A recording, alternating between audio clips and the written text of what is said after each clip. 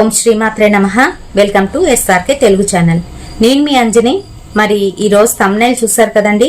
భార్య కావచ్చు, భర్త కావచ్చు, మీ మాట వినిపించుకోకుండా చెడు దోవల్లోకి వెళ్ళిపోతూ మీరు కాకుండా మరొకరితో ఉండేటప్పుడు వారిని తిరిగి మీ వైపు రప్పించుకోవాలి అని అంటే ఏం చెయ్యాలి అనే దాని గురించి ఒక చక్కటి తంత్రము ఇంకా అలాగే మంత్రం గురించి ఈ రోజు వీడియోలోనైతే తెలుసుకోబోతున్నాము. కనుక వీడియోని ఎక్కడ కూడా స్కిప్ చేయకుండా చూడండి. ఇంకా మన ఛానల్ ఎవరైనా కొత్తగా చూస్తున్న వాళ్ళు ఉంటే తప్పకుండా మన ఛానల్ ని సబ్స్క్రైబ్ చేసుకోండి. మీరు సబ్స్క్రైబ్ చేసుకోగానే పక్కన ఒక సింబల్ అయితే వస్తుంది, బెల్ సింబల్. అది కూడా క్లిక్ చేసినట్లయితే నేను పెట్టే ప్రతి వీడియో నోటిఫికేషన్ రూపంలో మీ వరకునైతే వచ్చేస్తుంది. మరి మీకు సంబంధించి ఏదైనా ప్రాబ్లం ఉంటే అక్క పలానా దాని గురించి వీడియో చెయ్యండి అని నాకు కామెంట్ సెక్షన్ లో కామెంట్ చేసినట్లయితే ఖచ్చితంగా నెక్స్ట్ డే గానీ నేను మీ ప్రాబ్లం కి సొల్యూషన్ అయితే కనుక్కొని ఇంకా కొన్ని పుస్తకాల్లోనైతే చూసి నేను మీకైతే షేర్ చేయడం జరుగుతుంది. ఖచ్చితంగా నాకు కామెంట్ సెక్షన్ లోనైతే పెట్టండి. మరి ఇప్పుడు ఏమాత్రం ఆలస్యం చేయకుండా వీడియోలోకి అయితే వెళ్ళిపోదాం. సో చాలా మంది నేటి సమాజంలోని ఒకరికి ఒకరు కాకుండా ఒకరికి ఇద్దరు ముగ్గురు ఇలా అయితే ఉంటున్నారు. ఇలా ఎవరు చేస్తారు అని అంటే శునకాలు చేస్తాయి, కుక్కలు. మనిషి పుట్టాం కాబట్టి మనిషిలాగా బిహేవ్ చేయాలి. అయితే అన్నిటికన్నా ఉత్తమమైన జాతి ఏంటి అని అంటే మనిషి జాతి, మానవ జాతి. ఈ మానవ జాతిలో పుట్టిన తర్వాత మంచి చేసుకొని వీలైనంత వరకు మనము సద్గతిని పొందాలి అని అంటే, దేవుడి దగ్గర చేరుకోవాలి అని అంటే మనం ఇంకా మంచి పనులు చేస్తూ ఎవరి జోలికి వెళ్లకుండా ఆధ్యాత్మికంగానైతే వెళ్ళాలి. అలా కాకుండా గృహస్థు ధర్మం పాటించేటప్పుడు మీరు చెడు దోవల్లోకి వెళ్లి చెడు పనులు చేసి ఇంకా నీచానికి వడిగడితే మీకు నీచమైన జన్మలైతే వస్తాయి. మరి ఇది ఖచ్చితం. ప్రతి ఒక్కరికి కూడా పురాణాలు చదివిన వాళ్ళకి ఇవన్నీ కూడా తెలుస్తాయి. తెలియని వాళ్ళకి, పురాణాలు తెలియని వాళ్ళకి, చదవని వాళ్ళకి ఇవేవి కూడా అనవసరం, అక్కర్లేదు. ఏదో బయటన జంతువులు ఉంటాయి కదా, తింటాయి, పడుకుంటాయి, మళ్ళీ వాటి పని అవి చేసుకుంటాయి. అలా అయితే ఉంటున్నారు చాలా మంది. అలా ఉండకండి దయచేసి. సమాజం మారుతుంది, మనం మారాలి అని చాలా వరకు మార్పులు అయితే తెచ్చారు. అంతా బాగుంది, కానీ మన ఉనికిని మనం పోగొట్టుకోకూడదు. ఇది భారతదేశం, పుణ్యభూమి. ఈ పుణ్యభూమిలో పుట్టిన వాళ్ళకి ప్రతి ఒక్కరికి కూడాను ఆచార వ్యవహారాలు వేరేగా ఉంటాయి మనవి మిగతా వాళ్ళతో పోల్చుకుంటే. ఈ ఆచార వ్యవహారాల వల్లనే ఇది పుణ్యభూమి అయ్యింది. మిగతావన్నీ ఎందుకు కాలేకపోయాయి? మిగతావన్నీ ఎందుకు అలా లేవు? అయితే ఇలాంటి భూమిలో పుట్టినందుకు మనం గర్వపడాలి. మంచిగాను ఎదుటి వాళ్ళకి మంచి చెయ్యాలి. మన ఫ్యామిలీకి మనం ముందు మంచి చేసుకొని ఆ తర్వాత ఎదుటి వాళ్ళకి చెయ్యాలి. మన ఫ్యామిలీకి మంచి చెయ్యాలి అని అంటే ముందు మీరు చెడు దోవల్లోకి అయితే వెళ్ళకూడదు. సో అలా వెళ్తున్న వాళ్ళని మళ్ళీ తిరిగి మీ వైపు రప్పించుకోవాలి అని అంటే చాలా మంది చెప్పేది ఏంటి అని అంటే, ఇప్పుడు జరుగుతున్న సమాజం ట్రెండ్ ఏంటి అని అంటే, వాడు కాకపోతే ఇంకోడు, లేకపోతే వాడిని వదిలేసేయి.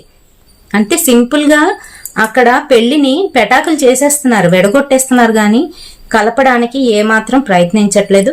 అవతల అబ్బాయి కావచ్చు, లేదంటే అమ్మాయి కావచ్చు, వాళ్ళ మనసు మారుద్దాం, ఇప్పుడు కాకపోతే మరొక కొన్ని రోజులకైనా ఆగితే మారుతుందేమో అనే ఆలోచన అయితే ఉండట్లేదు. పెద్దవాళ్ళకి ఉండట్లేదు, చిన్నపిల్లలకి అసలు ఉండట్లేదు.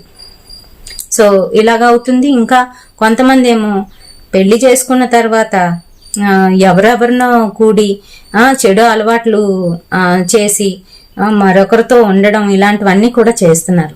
చాలా బాధాకరం అండి. అవతల మీ స్పౌజ్, అది ఆడవాళ్ళు కావచ్చు, మగవాళ్ళు కావచ్చు, ఎవరైతే ఉన్నారో వాళ్ళు ఎంత బాధపడతారో ఆ బాధ అంతా మళ్ళీ మీకు కర్మగా మారి నెక్స్ట్ జన్మలో మీరు మూట కట్టుకొని వెళ్ళేది ఇదే. గుర్తుపెట్టుకోండి. ఇప్పుడు ఎంతైతే మీరు ఏడిపిస్తున్నారో అదంతా మళ్ళీ రిటర్న్ అయితే వచ్చేస్తుంది. ఎక్కడికో వెళ్ళిపోనక్కర్లేదు. ఇది కలికాలం. ఎప్పుడైతే మీరు చూపిస్తారో ఇలాంటివి రంగులు, నెక్స్ట్ ఒక్క 10 సంవత్సరాలు అటు నుంచి ఇలా తిరిగేసరికి అంతా మారిపోతుంది. వాళ్ళ కాళ్ళ దగ్గరికి మీరు వెళ్తారు. చూసుకోండి, ఇది ఖచ్చితం. మరి అయితే అటువంటి బాధలు పడుతున్న అక్క చెల్లెలు కావచ్చు, అన్నదమ్ములు కావచ్చు, మీకోసమే ఇది చెప్తున్నాను. అర్ధనారీశ్వర స్తోత్రం అని ఉంటుంది. ఇది భార్యాభర్తలు కలిసి ఉండడానికి, అన్యోన్యంగా ఉండడానికి చాలా బాగా ఉపయోగపడుతుంది. ప్రతిరోజు కూడాను చదువుకోవచ్చు. చాలా చిన్న స్తోత్రము.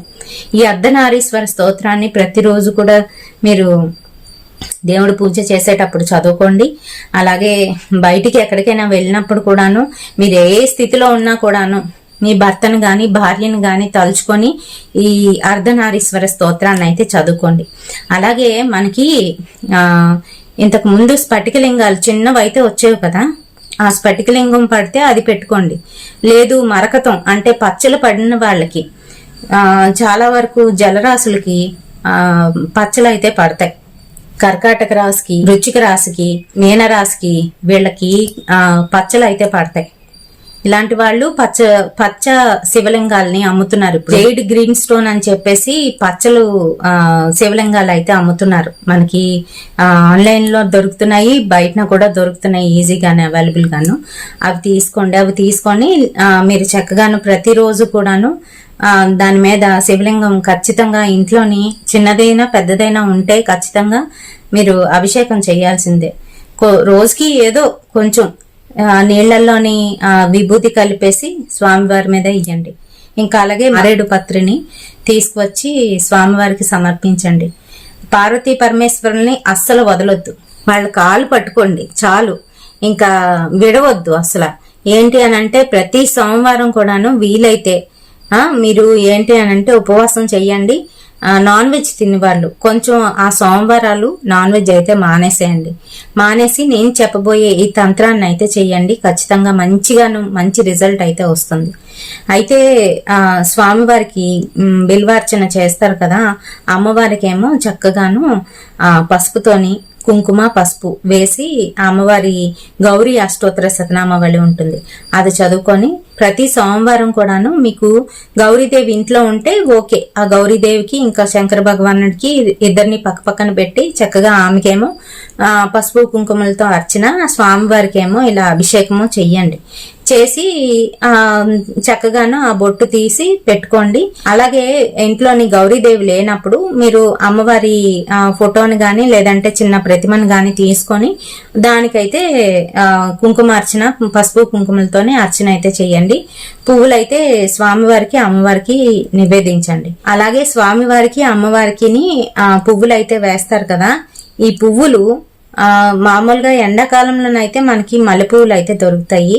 ఎండాకాలం కానప్పుడు మిగతా కాలంలోని మనకి సన్నజాజులు దొరుకుతాయి కదండి, సన్నజాజులు గాని విరజాజులు గాని అవి తెచ్చి చక్కగా ఆ మాలని ఇద్దరికి కలిపి వెయ్యండి. ఇలా కలిపి దగ్గరికి పెట్టి వెయ్యండి.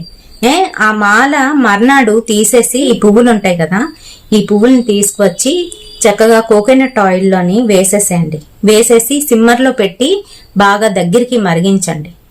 మరిగిపోతుంది కదా, మరిగిపోయిన తర్వాత హాఫ్ అయిపోవాలి ఆయిల్. అంటే మీరు ఏ కప్పుతో వేస్తారో ఒక ఎక్కువ పువ్వులు, ఇన్ని పువ్వులు అనుకోండి, ఒక గ్లాస్డ్ ఆయిల్, ఇంత గ్లాస్డ్ ఆయిల్ అది సగం అయిపోవాలి. అయిపోయే వరకు ఉంచి ఆ ఆయిల్ని చక్కగాను వేరేగా తీసేసి అందులోని వసకొమ్ము చక్కగా పిండి కొట్టేసి అది కూడా కలిపేసేయండి. ఈ మరిగేటప్పుడే కలిపేసేయండి. దగ్గరికి మరుగుకుంటుంది కదా, చక్కగా వడగట్టేసి ఆ ఆయిల్ని స్టోర్ చేయండి. స్టోర్ చేసి మీ బారికి లేదా అంటే చెడు దోవల్లో వెళ్తున్న అమ్మాయి ఎవరైతే ఉందో మీ ఆవిడికి చక్కగా ఇది తీసి మాడుకైతే రాసేసేయండి. అలాగే మీరు కూడా రాసుకోండి. వాళ్ళకి రాసిన తర్వాత మీరు రాసుకోండి. దీనివల్ల ఎటువంటి తప్పు అయితే లేదు.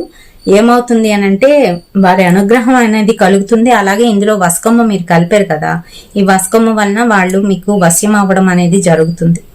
ఈ రకంగా చెయ్యండి. అలాగే పౌర్ణమి నాడు ముఖ్యంగానే ఈ పౌర్ణములు ఏవైతే నెలకు వచ్చిన ఒకే ఒక పౌర్ణమి రోజున చక్కగాను బయట నుంచి తాంబూలం కిల్లి తెప్పించుకొని ఆ కిల్లి ఇద్దరు చెరు సగం చేసుకొని తినండి. పౌర్ణమి రోజున ఖచ్చితంగా ఇలా చెయ్యండి. చేస్తే ఖచ్చితంగా అవతల వాళ్ళు మెల్లమెల్లగా మారడం మీరే చూస్తారు. ఇలా ఎన్ని సోమవారాలు చేయగలిగితే అన్ని సోమవారాలు చెయ్యండి. సోమవారం వేళ మీరు ఉపవాసం ఉన్నవాళ్ళు సాయంత్రము పెసరపప్పు అన్నం అయితే తినాలి. అందులోనూ ఉప్పు అయితే వేసుకోకూడదు, ముందే చెప్తున్నాను. అలాగే మేము ఉపవాసం లేని వాళ్ళు కేవలము ఈ పెసరపప్పు అన్నం ఉప్పు లేకుండాను మధ్యాహ్నం ఏదో తినేసేయండి, రాత్రికి ఏదో టిఫిన్ వేసుకోండి, అందులో కూడా ఉప్పు ఉండకూడదు. ఓకేనా? ఈ రకంగా చెయ్యండి. ఖచ్చితంగా మీకున్న బ్యాడ్ ఏదైతే ఉందో అది తొలగిపోయి వీళ్ళైతే మంచిగా మారడం అనేది జరుగుతుంది. మన రాశి చక్రంలోని ఇబ్బంది ఉన్నా కూడాను అమ్మవారిని అయ్యవారిని పట్టుకుంటే ఆ ఇబ్బందులు అనేవి తొలగిపోవడం జరుగుతుందండి. ఇది ఖచ్చితంగా 100% సత్యం. మరి ఈ వీడియో మీ అందరికీ కూడా ఉపయోగపడుతుందని అనుకుంటున్నాను. వీడియో నచ్చితే తప్పకుండా ఒక లైక్ అయితే ఇవ్వండి, షేర్ చేయండి. మనలాంటి మరికొంతమంది ఆడవాళ్ళకి రేపటి సరికొత్త వీడియోతోని మళ్ళీ మీ ముందుకైతే వచ్చేస్తాను. అంతవరకు స్వస్తి.